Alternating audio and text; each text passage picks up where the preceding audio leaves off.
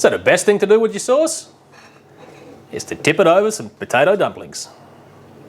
To make this stock, you're going to need some chicken. Now, usually I save all my chicken scraps and freeze them off, but in the shops in Austria, they actually sell the offcuts for making soup over here, which is just, all the rib cages, some carcasses. What's that piece? Looks like a bit of a backbone. Anyway, so they sell this in the shop over here, which is what I'll be using. And also, chicken feet. Now, I have noticed some people take off the toenails, but I found if I just give them a good wash under the tap with some nice cold water, I don't worry about that because this cooks for 18 hours and then you boil it down to reduce it. There's going to be no nasties that's going to give you anything. Anyway, so I'm going to get this in a bowl, give them a wash, then we'll jump on to the next step. Now I've got them all washed and put into this baking tray. I'm going to stick them into a fan-forced 200-degree preheated oven. Get some nice roasty flavours on. I'm going to stick them in for about 45 minutes. After about halfway through, just give them a flip, mix around, get some good colour on both sides.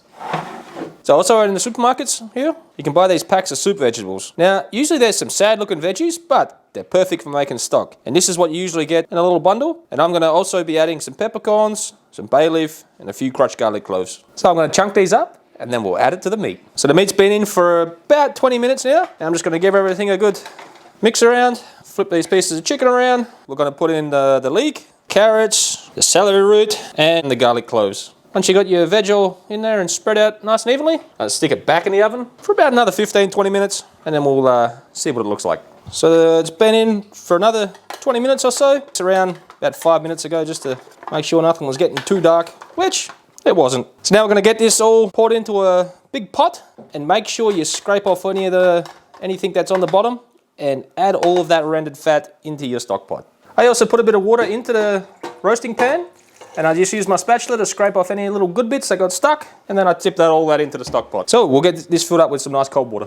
So now I've got this filled up to the brim with some water. Now the time has come to add the peppercorns, the bay leaf, and the sticks of parsley. The only reason why I'm actually adding the sticks of parsley is because they come with a little pack of veggies aboard. Otherwise, I probably wouldn't add them. Now I'm going to bring this up to a simmer. So as this comes up to a boil here, we just want to scrape off any of the foam that comes to the surface. Now I like to use this spider because it leaves most of the fat behind, which is, in my opinion, that's a really good thing because I want all the fat in there.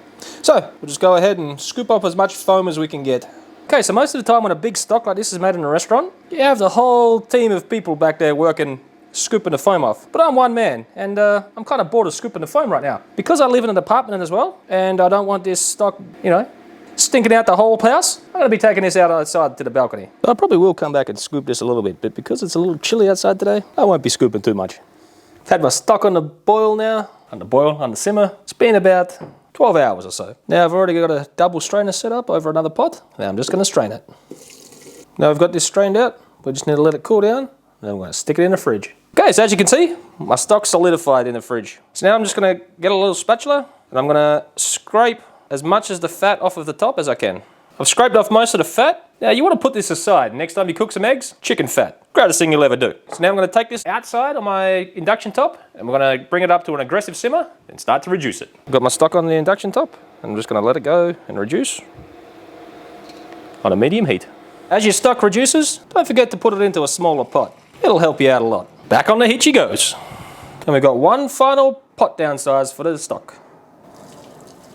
Okay, we'll keep on reducing. Not much longer to go now. So once your sauce is reduced right down, and it's a consistency like that, and when you taste it, you should feel it coat your whole mouth. You're ready to take it off. And then you just want to put in some cold butter, and you just want to stir this in till it's all melted through. Okay, once you got the butter all in and melted in, it should have a nice shine to it now. And now is the time to put any salt. You shouldn't have put any salt up until this point now. So now we're going to season it to taste.